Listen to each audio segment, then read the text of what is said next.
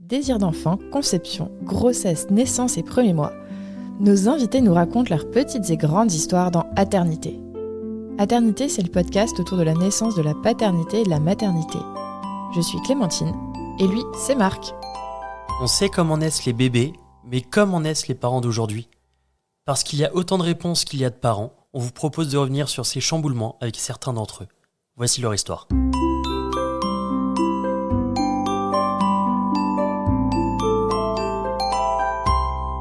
Précédemment, dans Aternité, nous avons parlé de notre rencontre avec Léa, de comment on s'est mis ensemble, de nos études et de notre désir d'avoir des animaux, mais aussi des enfants. Merveilleux. Merveilleux. Le problème, c'est que je ferais pas mieux derrière. Et Pourquoi pas ? on s'est arrêté au test de grossesse que tu as emmené à l'hôpital pour faire le test là-bas. Tout à fait. Est-ce que tu peux nous le raconter ? Allez, vas-y, raconte. Donc du coup, je vais à la pharmacie un matin, incapable d'attendre parce que normalement, il faut faire avec les... Bon, c'est pas très glamour, les premières urines du matin.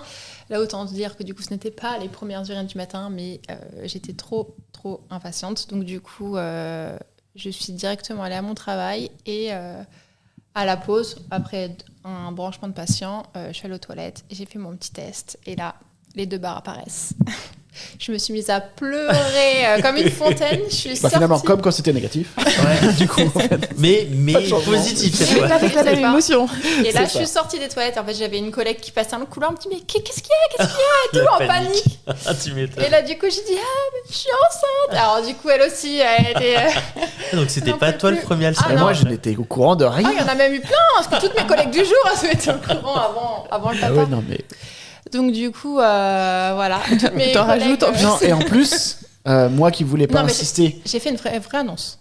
Oui, non, mais surtout que moi, je voulais pas insister parce que ça faisait 7 mois qu'on essayait. Ouais. Donc, je ne posais plus la question, alors tes règles, alors où ça en est. Donc, moi, je ne savais... Et puis, je faisais pas le calcul, clairement, de quand est-ce que ça devait tomber. Et donc, en fait, j'étais même pas au courant qu'elle était en retard sur ses règles. Ouais. J'étais au courant de rien. Moi. Mais du coup, ça, j'aurais voulu la poser dans la partie d'avant, mais c'était quoi ton sentiment à chaque fois que le test revenait négatif ?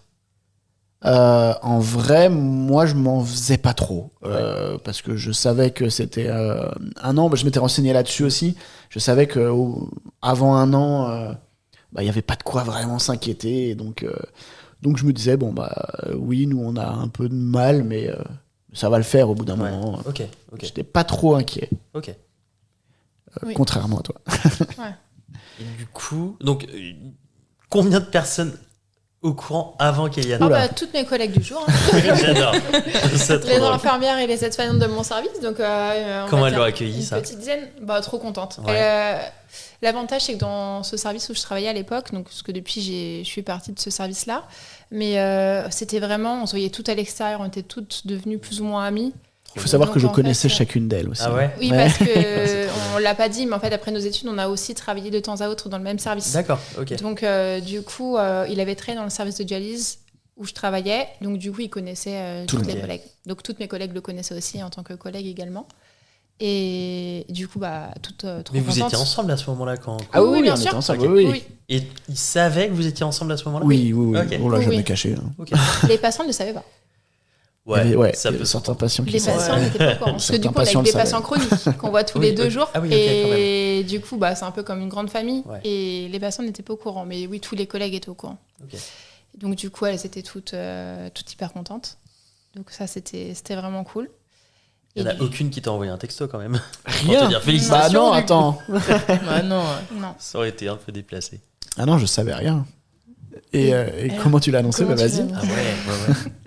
Alors, je ne sais plus pourquoi. Alors, Kélian, comme on l'a dit dans l'intro, il est fan de jeux vidéo. Ouais. Et je ne sais plus comment ça s'était passé. C'est pas Noké qui Oui, avait... non, je me souviens très bien ce qui s'était passé. Moi, je m'en souviens Et plus. tu te rappelles très bien aussi. Il y a en fait, un ce qui jeu s'était passé, c'est que... horrible qui s'appelle FIFA. Ah, ça va, il y a pire. Non, il est horrible ce Moi, jeu. je pensais, quand j'entends horrible, j'avais The Village ou Resident Evil, ce genre de truc. Ah oui, Non. en Moi, fait, c'était c'est ça, pas des jeux horrible. qui font rage. FIFA, c'est un jeu qui fait rager. Ouais, horrible parce qu'il transforme l'être qui ouais, vit je avec comprends. vous en un monstre Et en fait, dénué de... Donc ce qui s'était passé, c'était que Léa avait voulu se mettre un DVD, je pense. Ok. Donc notre lecteur DVD était la Play, était la console, et donc elle avait sorti le jeu, mis le jeu FIFA, pas rangé du tout. Le tout nouveau FIFA qui venait de sortir. Sur le meuble, comme ça, sans boîte, sans rien. Pas du bon côté en plus, je suppose. Ça, je ne le saurais pas, parce qu'en fait, j'ai retrouvé le CD éclaté par Nokia. En fait, Nokia, elle était bébé à l'époque. Oupsie, ouais, c'est ça. Donc je retrouve le jeu, mais en 1000 morceaux. Et donc là, je crie très fort, évidemment. Enfin, je m'énerve, quoi. Bah oui, forcément, je m'énerve. Il y a de quoi, quand même. Il était hors de question que je lui rachète son FIFA, parce que je déteste ce jeu et comment il se transforme en jouant à ça. Donc, du coup, je prends mon test de grossesse positive, je récupère la jaquette qui, elle, était en parfait état. Je mets le test de grossesse à l'intérieur, je ferme la boîte, j'emballe tout ça. Et du coup, je lui offre le cadeau. Et la j'ouvre. Du coup, à la déception. La déception. Je n'ai toujours pas retrouvé mon FIFA. Du coup, là, il ouvre, il voit FIFA, donc il est content. J'ouvre la boîte.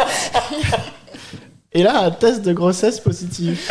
Mais il a eu du mal à comprendre. T'as mis un petit... pour moi, j'avais FIFA. Donc c'est pas FIFA. Mais c'est pas FIFA. Mais ça rentrera jamais dans la console. Ce test-là.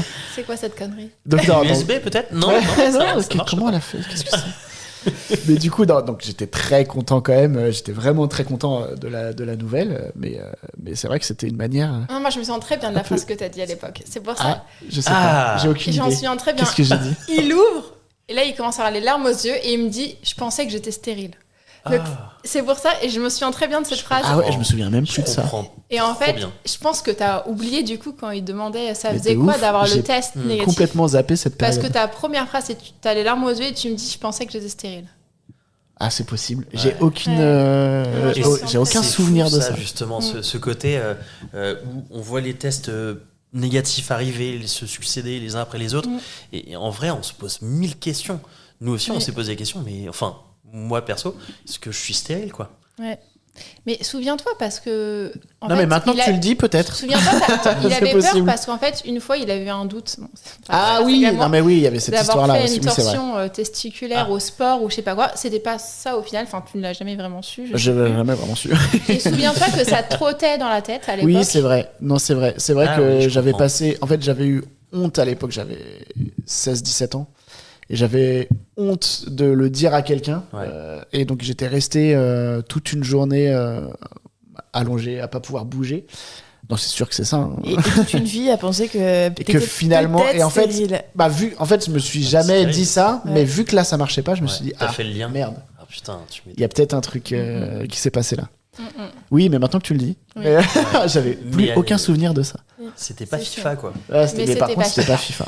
Il l'a jamais eu, son FIFA. J'ai jamais retrouvé mon FIFA. Ça, c'est trop triste. T'as eu ceux d'après, peut-être? Évidemment. Évidemment. L'honneur est sauf. Et comment s'est passé le début de grossesse, le premier trimestre? Alors, c'était de quel team? Moi, franchement, je fais partie des mamans qui ont détesté être enceinte. J'adore être maman. Et franchement, je le referai 1000 fois. J'adore être maman. Ouais, enfin... 1000 enfants, ça commence à faire... Mais en revanche, la grossesse, j'ai détesté de bout en bout. Déjà, moi, j'étais malade. J'ai vomi jusqu'à mon 5e mois et demi, 6 mois, tous les matins. Ouais. Oh l'enfer. Comment ça s'appelle déjà? C'était hyperémèse gravidique. Voilà. Donc en fait, c'est possible. Ouais. J'ouvrais les yeux, je cours aux toilettes, je vomissais. Voilà, c'était ma routine matinale. Bonne journée. Que je suis une phobique du vomi. J'ai été malade en voiture toute mon enfance. Donc vraiment, le vomi, c'était quelque chose pas possible. Du coup, le premier mois, déjà, je commence à avoir des vomissements tous les matins. Je dis, oh non, pitié. Ensuite, j'ai énormément d'acné au niveau du dos. Ah ouais. J'avais toujours un dos parfait. Et même jusqu'à maintenant, aujourd'hui, ma fille, elle a 7 ans. Ça ne s'est jamais arrêté. Donc vraiment, ça modifie des choses dans le corps, la grossesse, voilà. Mais alors, acné dans le dos, je n'avais jamais entendu. Mais pas sur la tête, vraiment que dans le dos. Que le dos. Mais souviens-toi, c'était dingue. Pendant ma grossesse. On a même pris des photos tellement c'était... c'était une catastrophe. J'ai dit, c'est pas possible. Mais ça change énormément de choses. C'était au niveau des hormones, c'était... Dans l'épisode qu'on a enregistré avec Céline il y a 2 jours. Elle a pris 2 tailles de pied. 2 pointures. Non, mais la rétention. Ah non, elle est passée du 43 au 45. C'est incroyable. Non, mais c'est incroyable. Attends, parce que je vois pas la logique du truc. Mais moi non c'est plus, des os. je comprends pas. Il y a ça. C'est les hormones, il y en a, c'est croissance. Oui, mais c'est les os. Ça augmente aussi, je sais pas. Il y en a qui se font opérer des yeux, tu sais, de la myopie, etc. Ouais. Grossesse, elles sont obligées de recommencer. Elles redeviennent myopes.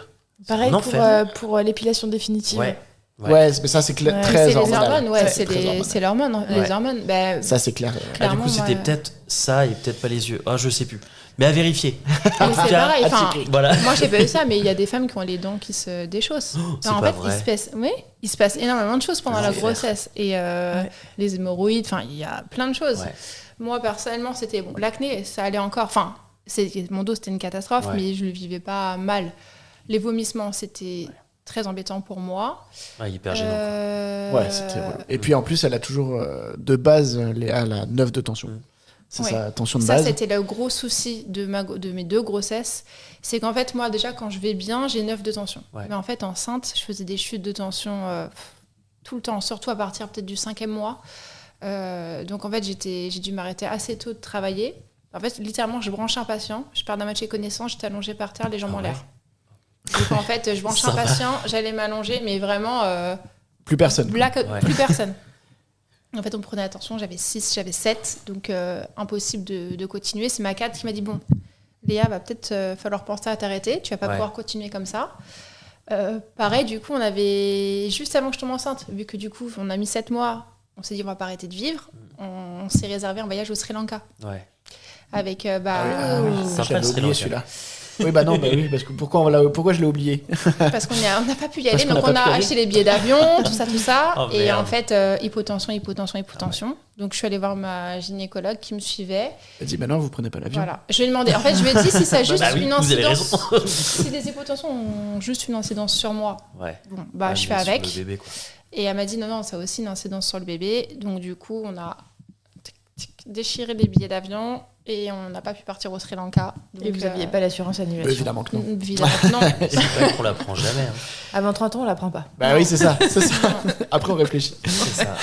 Mais donc, du coup, ça, voilà. Donc, hypotension, l'acné, les vomissements. Et ensuite, j'ai eu des énormes douleurs au niveau de la symphyse pubienne. C'est ça ? Ouais.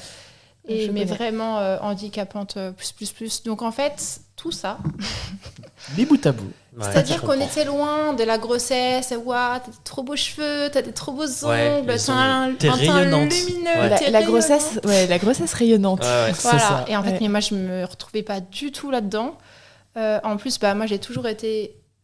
surtout avant mes 25 ans, j'étais très maigre. Plus jeune, mon surnom au collège, j'étais l'anorexique. Enfin, j'étais vraiment très, très maigre. C'est dur. Hein. Et du coup, en fait, c'est vrai que quand je suis tombée enceinte et que j'ai pris du poids, c'était joli parce que en fait, je prenais même que dans le ventre. Mais en fait, mentalement, j'ai eu énormément de mal à voir mon corps changer en si peu de temps. Okay. Et du coup, je me sentais vraiment pas bien. J'avais qu'une hâte, c'était d'accoucher et de pouvoir retrouver mon corps. Donc, du coup, tout ça, mis bout à bout, la grossesse. Ouais, t'as pas aimé être enceinte, quoi. Non, j'ai pas aimé être enceinte. J'aimais beaucoup la sentir bouger, en revanche. Mais après, tout le reste, franchement, j'avais juste envie de retrouver mon corps et d'avoir ma fille dans mes bras. Voilà, c'était ça mon envie. Et toi, tu l'as vécu comment, la grossesse? Moi, j'ai kiffé. Non, en vrai... T'avais pas d'acné Non, mais de le voir, de voir le ventre grossir, de se dire qu'il y a son enfant à l'intérieur qui est en train de se former, qui est en train de se créer... Moi, c'était vraiment du bonheur de voir tout se développer comme ça. J'ai pas eu du tout... je sais qu'il y en a... Il y a des papas pour la grossesse où c'est compliqué pour eux parce qu'ils se sentent de côté et tout. Moi, en vrai, tout s'est bien passé tout le temps. Après, je la voyais dans le mal. Là-dessus, je pouvais rien faire, évidemment. Je voulais juste laisser passer. Après, on avait un rythme.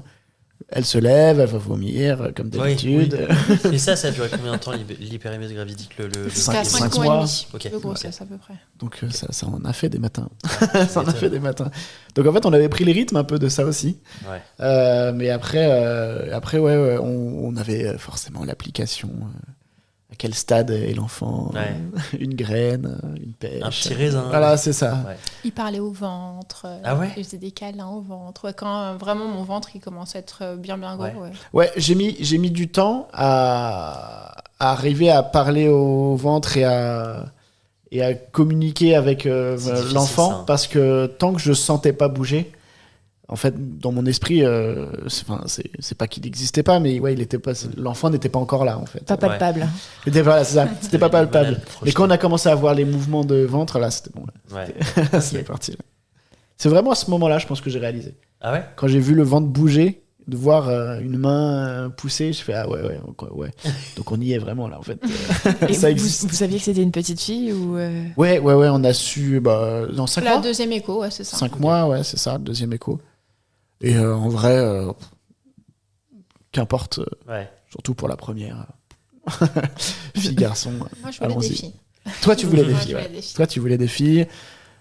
Moi, je disais, j'aimerais bien avoir un garçon à un moment. Ouais. Bon.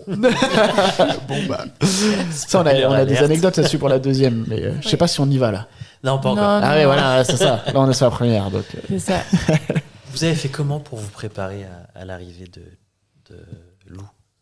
En vrai, on n'a rien fait. Enfin, moi, j'ai rien. Si, non, on n'a pas lu. J'ai pas lu des bouquins. Ouais. T'étais là au cours de préparation? J'étais à certains cours, pas tous. Pas tous, parce qu'il travaillait. Parce que je travaillais, ouais. Mais dès que je pouvais être là, même les échos, je m'arrangeais pour être là. Il était tout le temps là, ouais. Dès que je pouvais être là, c'est vraiment si j'étais pas là aux étapes, c'est que vraiment j'avais un empêchement. Mais tant que je pouvais être là, j'étais présent au maximum. Si, au niveau de la préparation, moi, j'ai les cours de préparation à l'accouchement, ça, ok, mais ça arrive sur le tard.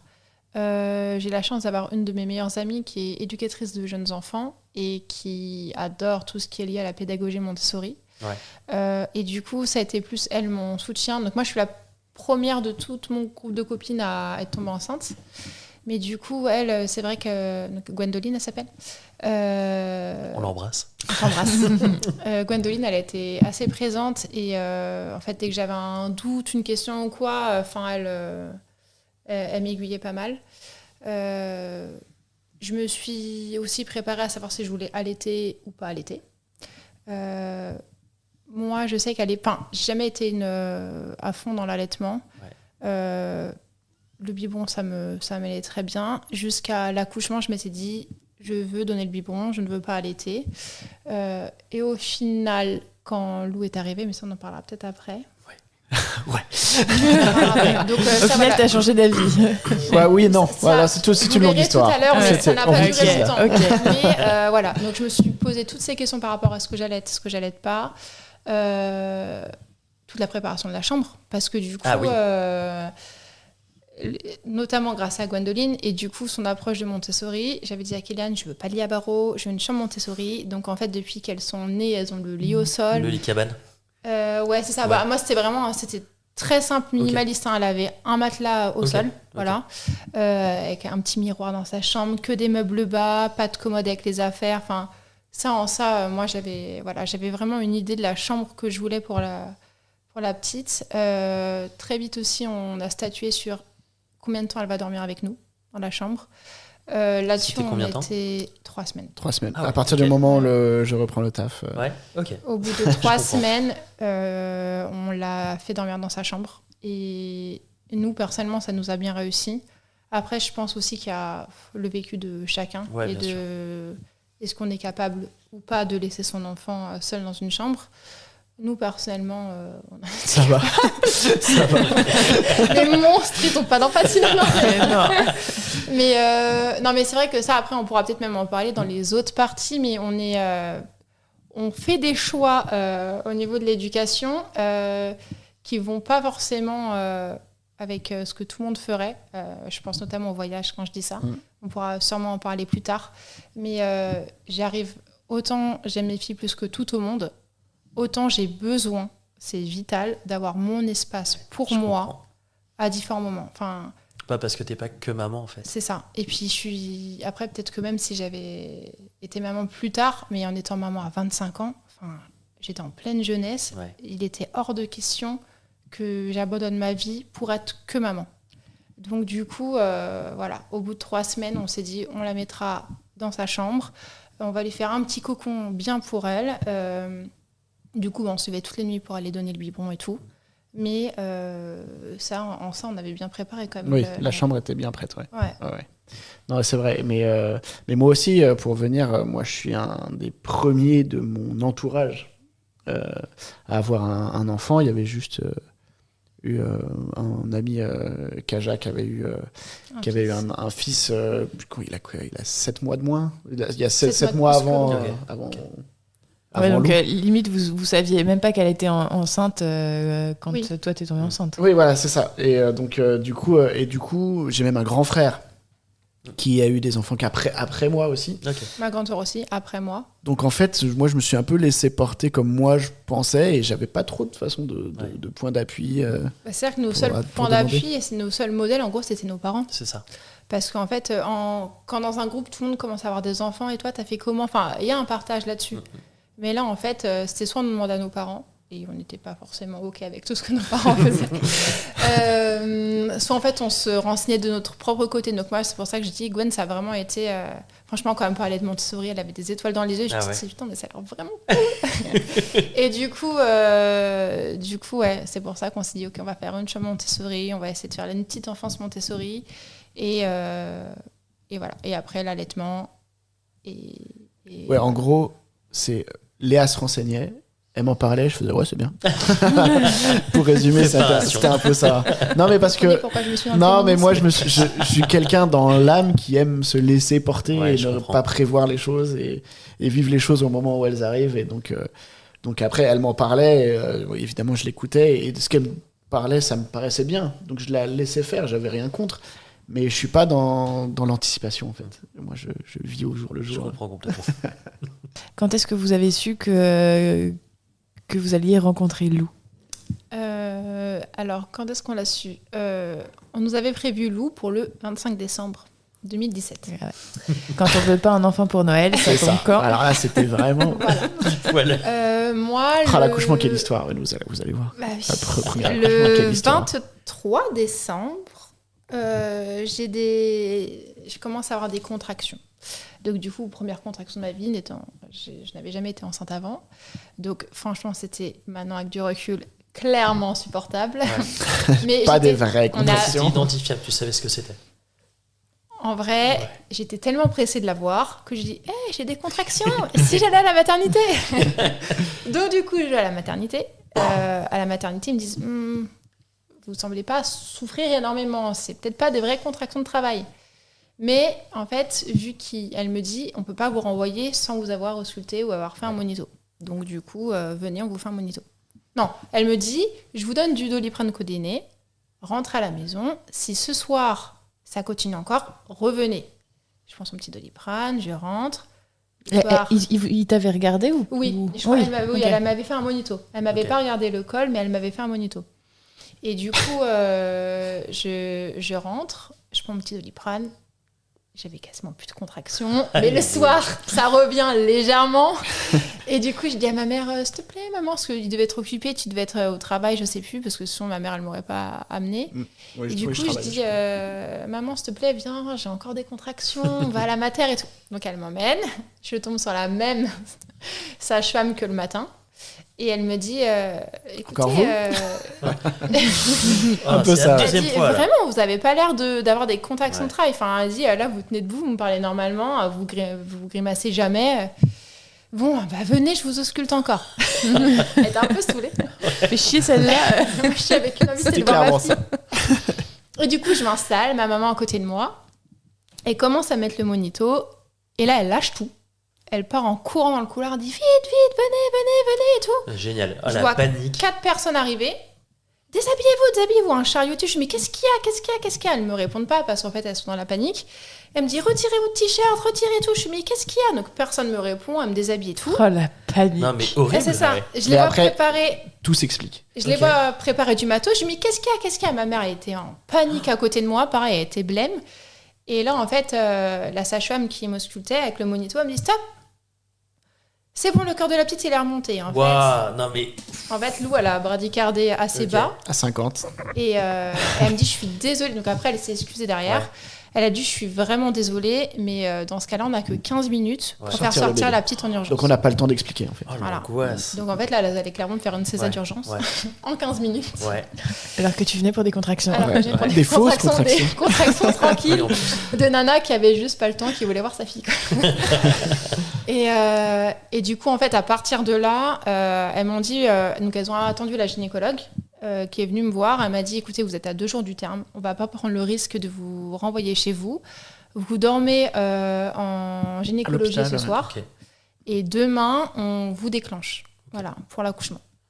Donc, ok, moi, super contente, super, on va me déclencher. Demain, je rencontre ma fille, trop cool et tout.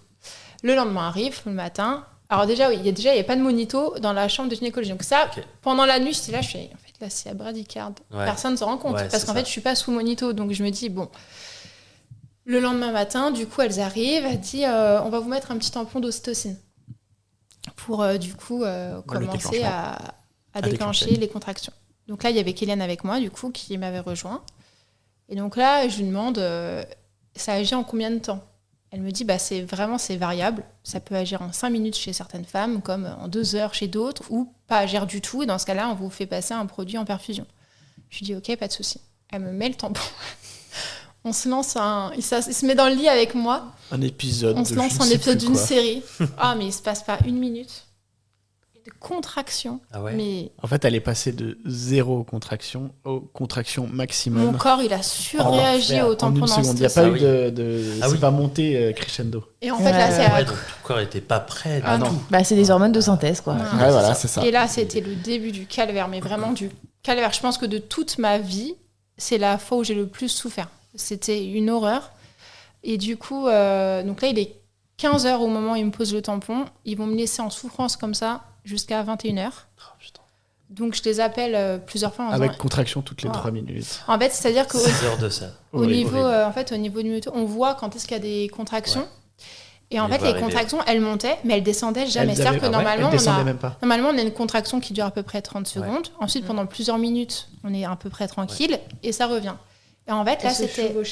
Et là, en fait, c'était tout le temps en haut. Ça descendait jamais en continu. Mais j'ai cru que j'allais... En fait, t'as eu une seule énorme contraction pendant 6 heures.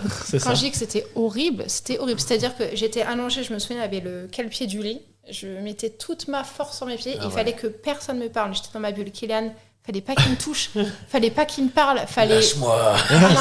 Parce qu'en fait, j'étais tellement en concentration, en train d'essayer de me détendre pour avoir moins mal, que c'était horrible. Et en fait, à plusieurs moments, du coup, j'appelle la sage-femme, je dis, excusez-moi, mais il me faut quelque chose pour la douleur. En plus, je suis infirmière.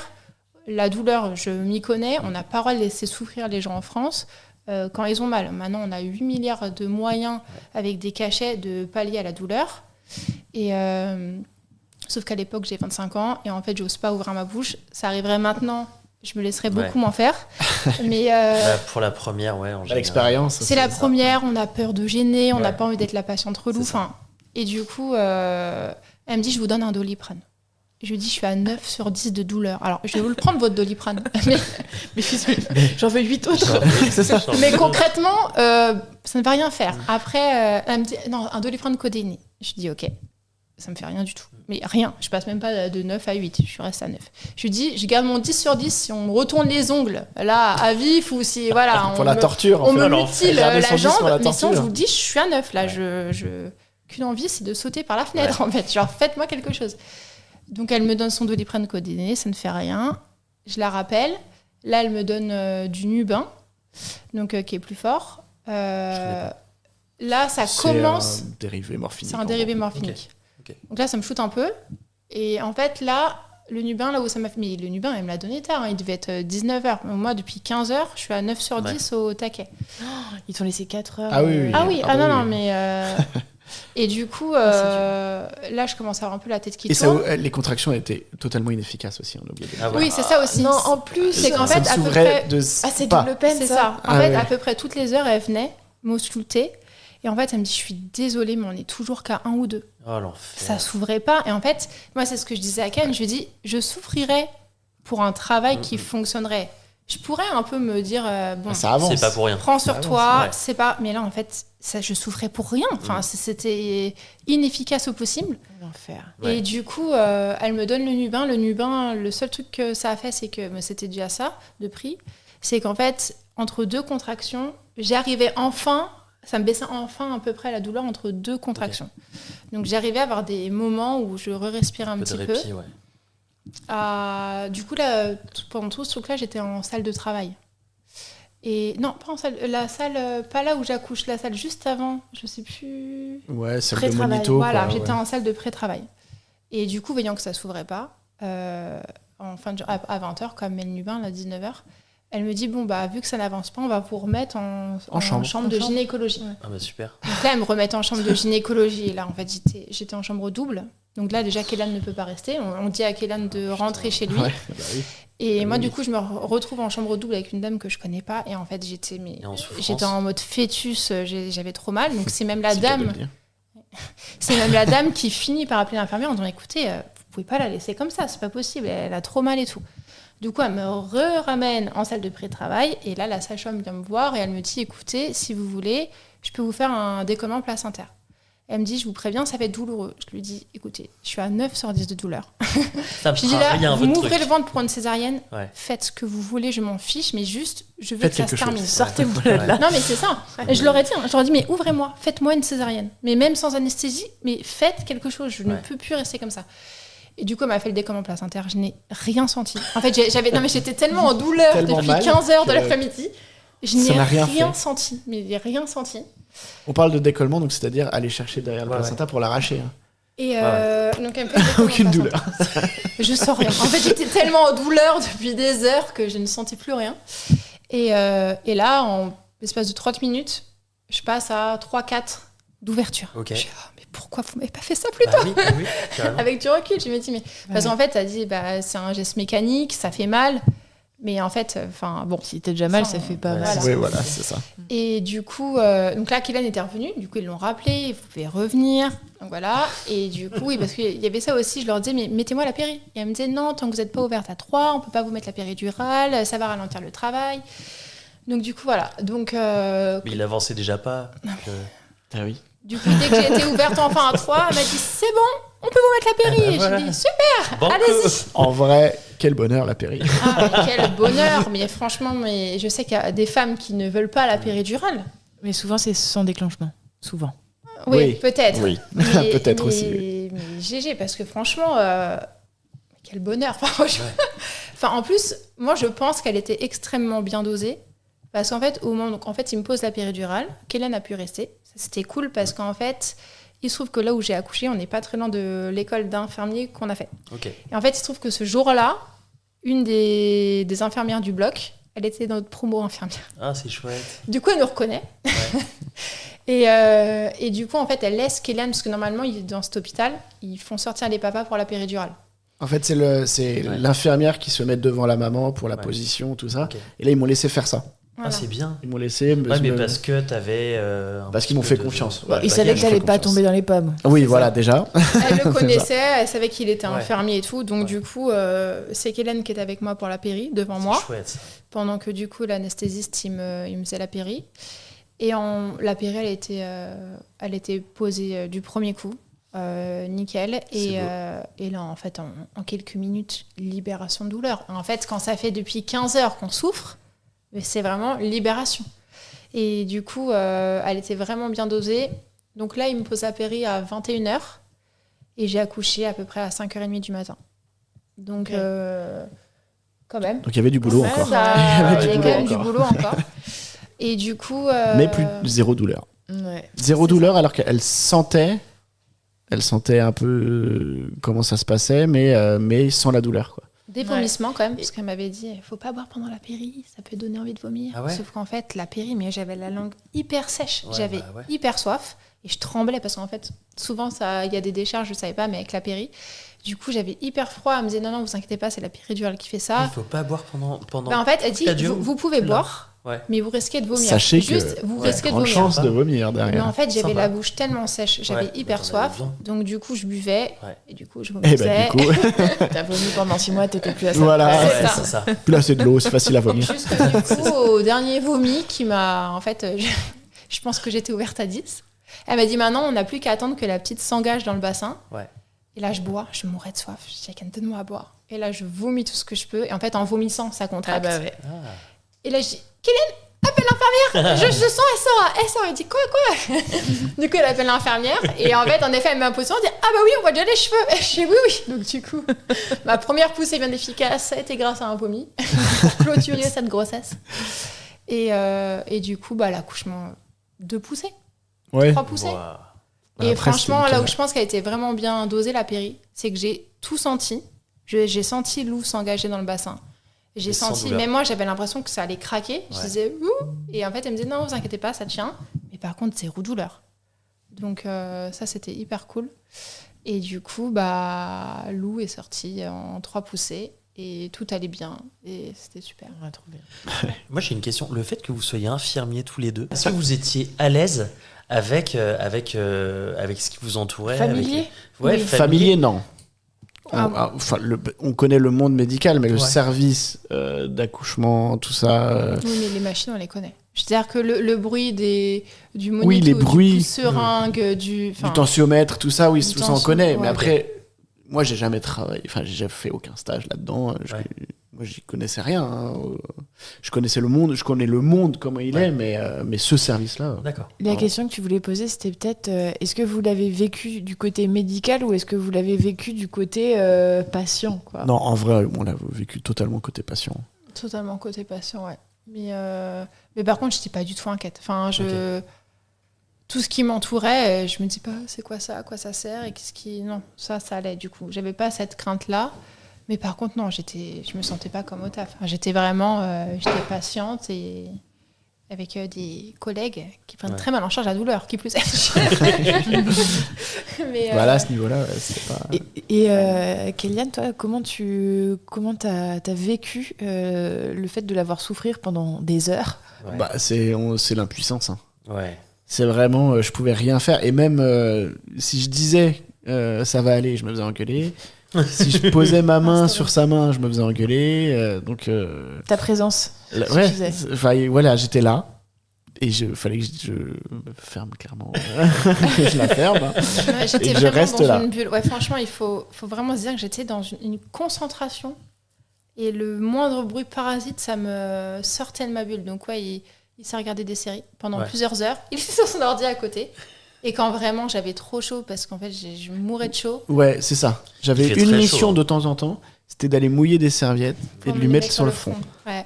Voilà. Donc, et c'est tout ce que je pouvais faire. C'est la seule chose que je l'autorisais à faire. Sinon, Ouais, c'était mais en même concentration temps, maximum. c'est vraiment la mission, faut pas la rater, quoi. Ah ouais, bah là, j'étais au taquet. Hein, sur ces serviettes. Ouais, et quand je pleurais, parce qu'en fait, quand elle venait de m'ausculter et qu'elle me disait, en fait, on n'a pas bougé, on a un, et je me mettais à pleurer. Si tu me. Heureusement que t'étais là. Tu disais, non, Ouais, mais j'étais t'inquiète là, pas, ça va aller. Enfin, Après, il y avait une contraction qui remontait et il fallait que je la ferme. Et Terminé. que voilà, ouais, c'est ça. C'est frustrant parce que surtout qu'en plus, on sait qu'il y a des médicaments qui peuvent faire diminuer la douleur. Et d'autant plus qu'on sait maintenant, avec une amie à nous qui a fait un accouchement ouais, trop cool. trop bien, parce qu'en Ouais. fait, c'est un accouchement, comment ils appellent ça? Physio? Non, en Encore fait, mieux. ils font ça à Necker. Bon, en fait, ça a commencé pas bien pour elle. Elle a dû faire une IMG. Et en fait, lors de son IMG à Necker, ils lui ont fait. Ça s'appelle le. Normalement, le vrai truc, c'est le terme optimum. Alors, apparemment, il n'y a que à Necker qui le font. En fait, ils considèrent, d'après des études, que. Alors, j'espère que je ne dirai pas de bêtises pour vérifier vos sources. c'est Parce les que c'est une redite d'une amie. Donc, mais c'est celle qui a accouché il y a 2 semaines, justement.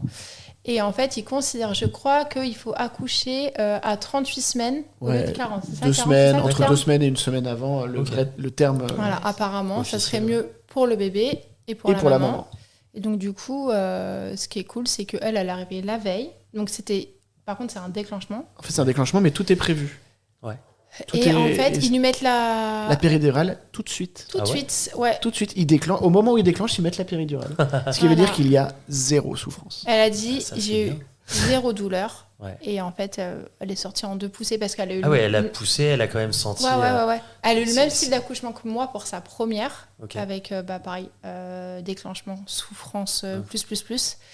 Et du coup, elle avait dit, je veux pas être déclenchée. Et en fait, ils ont dit, non mais là, en fait, on vous pose la péridurale au moment où on vous déclenche. La veille, elle était dans une chambre d'un hôtel et pas à l'hôpital. Non, c'était vraiment... c'était hyper cool. Le papa, il a pu rester tout le temps. Parce que moi, ça, pareil, c'est un problème des maternités en France. Mais moi, là où j'accouche, même le lendemain de l'accouchement, du coup, on te ramène dans ta chambre.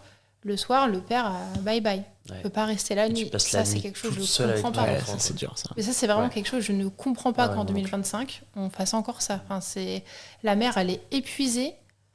On ne s'est jamais occupé d'un bébé. Ouais, c'est ça. On a 20 000 questions, on a des douleurs de partout. Et en fait, le soutien du conjoint, c'est pour moi primordial dans les premières heures. Et en fait, il rentre. Ciao. Et ciao. Moi, je fais les fêtes de Noël. Oui, parce que du coup, il allait fêter c'est le réveillon. La bûche. Attends, Elle va pas se manger toute seule. Moi, j'étais là toute seule dans ma chambre. Ah non. Je regardais sur Instagram, sur Facebook, tout le monde qui mettait les photos. Genre, il y a réveillon. Moi, j'étais là toute seule avec un bébé qui pleurait. Ça fait mal de partout. Je t'ai dit, qu'est-ce que... La puce. On va y arriver toutes les deux. Avant ça, la rencontre, du coup, avec Lou, comment ça s'est passé ? Trop cool. Ouais, c'était trop bien parce qu'elle est sortie. Étrangement, c'est très bizarre, hein, mais on a toujours peur que l'enfant soit pas beau. Ouais. Il y a une angoisse. Et s'il était moche ? Ouais, voilà, c'est ça. Et du coup, Lou qui sort, on se regarde et on fait elle est belle. Bon, ça va. C'est nous. Et on demande même. Ouais, toi Alain, ouais. Ah ouais ? Non, sérieux. En toute objectivité. En toute objectivité, c'est ouais. hyper drôle. Est-ce que c'est parce que il se passe quelque chose physiologiquement, physiquement, enfin chimiquement dans le cerveau et qu'on les trouve tous forcément beaux, ou elle est vraiment bien? Il nous avait dit non, elle est mimi. Ouais, je pense que chimiquement il se passe quelque chose parce qu'après 7 ans, quand on regarde les photos, on fait... Bon, ouais, soyons objectifs. C'est un bébé, quoi. Voilà. Je pense que l'amour prend le dessus. Mais c'est vrai qu'on avait cette angoisse d'un bébé pas beau. C'est hyper drôle comme réaction. Ouais. J'avais objectivement, non, franchement, elle est jolie, ma fille. Elle est belle ou pas? C'est ça. Et du coup, en fait, elle allait hyper bien. Ouais. Donc du coup, ils la mettent sur moi. Là, du coup, tété d'accueil. Voulez-vous allaiter, madame? Ça, c'est Voulez-vous allaiter? Et là, je fais... c'était pas dans mes plans. Ouais. Mais en fait, elle est là, elle est trop mignonne. Enfin, franchement, j'avais qu'une envie, c'est d'être en symbiose avec elle. Donc, du coup, je fais la première tétée d'accueil. J'adore. Elle arrive à prendre le sein correctement et tout. Là, j'adore. Je me dis, cool, je vais allaiter. Ah ouais. Et donc, Attends. ça a duré 2 jours. Attends. Ça a duré 2 jours. C'est-à-dire que j'ai une... Du coup, on n'était pas près du tout. Hein, parce que dans sa tête, c'était biberon. Ouais. J'avais rien. C'est-à-dire que, après, je sais pas si vraiment c'est efficace, toutes les choses qu'on nous vend, les crèmes, les protèges mamelons en caoutchouc. Oui et non. Ouais, voilà. En tout cas, on n'avait rien, nous. En tous les cas, on n'avait rien. Et en fait, montée de lait, et pareil. Alors après, j'ai des copines, la montée de lait, ça leur a quasiment fait aucune douleur. Mais alors moi, ça m'a tué la poitrine. C'était impressionnant. À savoir que j'ai pas du tout pris de poitrine pendant ma grossesse. Et je remplissais même pas un bonnet A. J'ai pas du tout pris de poitrine. Et en l'espace de même pas 24 heures, je passais du A au C. Et en fait... Et des briques. Ça devait faire trop mal. Oh la vache, il devait être dur. Ah ouais, mais dur comme la table. Ah, mais c'était incroyable. Et la table est dure. Et la table est dure. Vous Tiens à vous le dire, c'est pas une table molle. Non, c'est pas une table molle. C'est vrai. C'est ça. Et du coup, en fait, j'avais hyper mal. Enfin, c'était dur. Donc, du coup, pendant les 24 premières heures, je la mets au sein. Et en fait, ça devait être hyper douloureux. En fait, ça faisait hyper mal. J'avais même du mal à supporter un t-shirt dessus. Et donc, en fait, quand elle pleure et qu'il faut la mettre et qu'elle appuie et tout, j'étais... Ouais. Et en plus, au bout d'à peu près 24 heures, pareil, j'ai commencé à avoir hyper mal au niveau des tétons. Ouais. Donc là, je dis à Ken, va me chercher des trucs à la pharmacie en urgence, machin et tout. Donc voilà, et au bout de 48 heures, j'ai dit, en fait, j'ai trop mal. Franchement, les sages-femmes, pas la sage-femme, la puère, elle passait dans la chambre de maternité. Et elle me disait, madame, il faut appuyer un peu pour dégorger et tout. Je dis, mais en fait, j'y arrive pas, j'ai trop mal. Elle m'avait dit, mettez-vous sous l'eau chaude, appuyez, machin dans la douche. Mais en fait, il n'y a rien qui sortait. Et du coup, elle venait et elle l'appuyait. Moi, j'étais en pleurs. Elle me dit, je suis désolée. Je dis, non, mais allez-y. Enfin, faites. Et ça faisait sortir? Elle arrivait à faire sortir. Mais moi, il n'y avait rien qui sortait. Il faut avoir le coup de main. Ouais, c'est vrai. Franchement, moi, j'y arrivais pas du tout. Il n'y a rien qui sortait. Elle, par contre, la façon dont elle faisait, elle arrivait à sortir du lait. Et en fait, au bout de 48 heures, j'ai dit non, mais laisse tomber. Enfin, c'est la souffrance. De base, je comptais pas allaiter. Bon. Donc en fait, si là, je souffre comme ça, franchement, laisse tomber et tout. Ouais. Mais par contre, à l'hôpital, ils n'ont pas été. Ils n'ont pas été cool.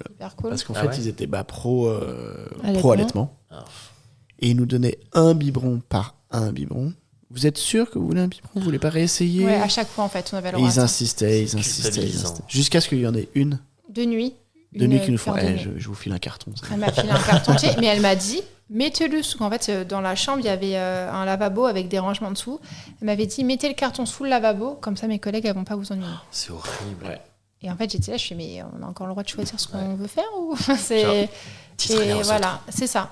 Et sinon, c'était un par un. Et comme vous êtes sûr, mais réessayez. Je pense que c'est parce que vous la mettez pas bien au sein. Alors je leur montrais.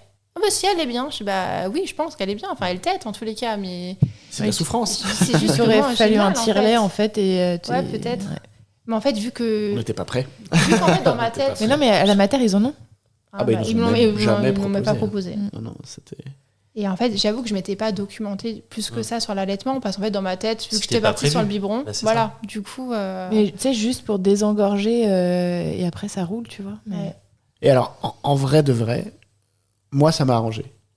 Parce qu'en fait, moi, du coup, j'ai pu m'occuper du bébé, du repas et tout. Et en fait, c'est super important, je trouve, d'impliquer le père tout de suite. Et donc, l'allaitement, ça peut faire une mise à l'écart du papa parce qu'il peut rien faire quoi. Tout à fait.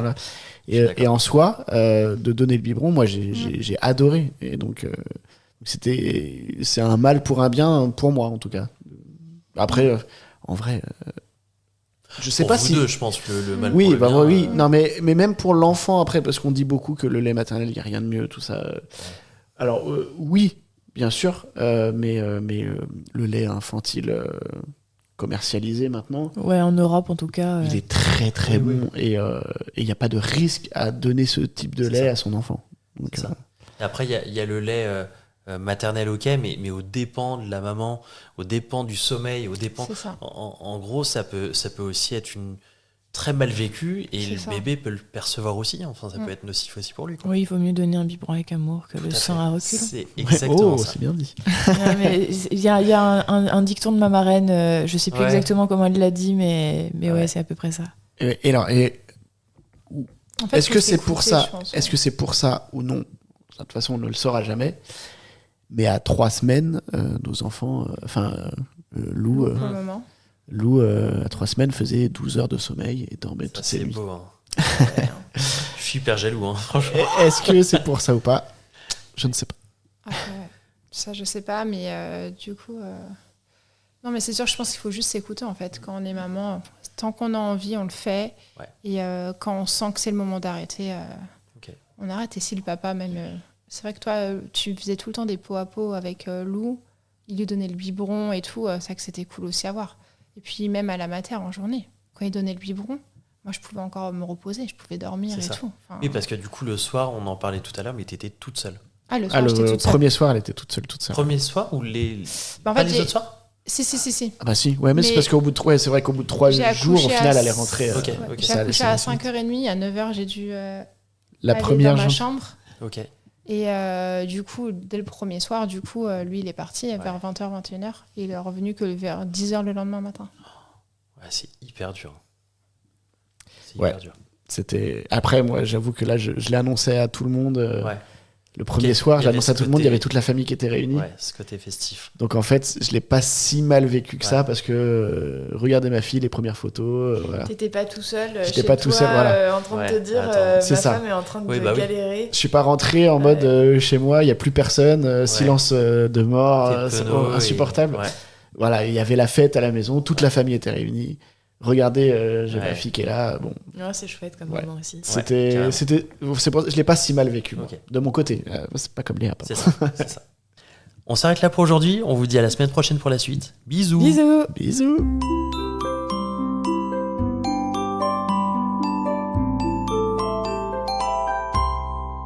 Merci de nous avoir écoutés. On espère que cet épisode vous a plu. C'est grâce à vos retours et à votre soutien qu'on continue à produire des épisodes. Pour nous aider, abonnez-vous, mettez un maximum d'étoiles et des commentaires dans les plateformes d'écoute qu'ils permettent. Vous pouvez aussi en parler à votre entourage et nous suivre sur les réseaux sociaux. Les liens sont disponibles en bas de la description. Si l'aventure vous tente et que vous avez envie de raconter votre histoire, contactez-nous via le site aternité.com. Sans accent évidemment. Bisous!